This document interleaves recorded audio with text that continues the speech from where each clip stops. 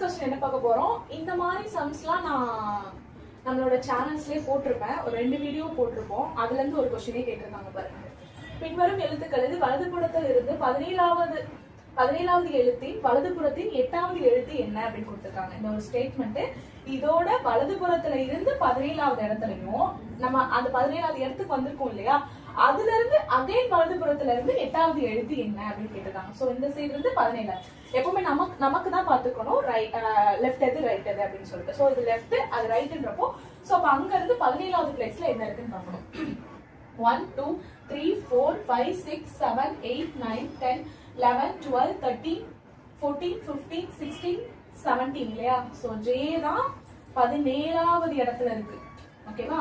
So அப்ப இதுல இருந்து வலதுபுறத்துல இதுக்கு வலதுபுறத்துல என்ன இருக்கு. இப்ப நம்ம 17 கண்டுபிடிச்சோம். அகைன் இதுக்கு வலதுபுறத்துல 8வது இடம் 1 2 3 4 5 6 7 8.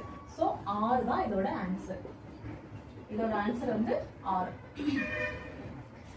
வலதுபுறத்துல இருந்து 17வது இடம் வந்த ஆன்சர் அந்த 17வது பொசிஷன்ல இருந்து அதோட வலதுபுறத்துல இருந்து 8வது இடம்.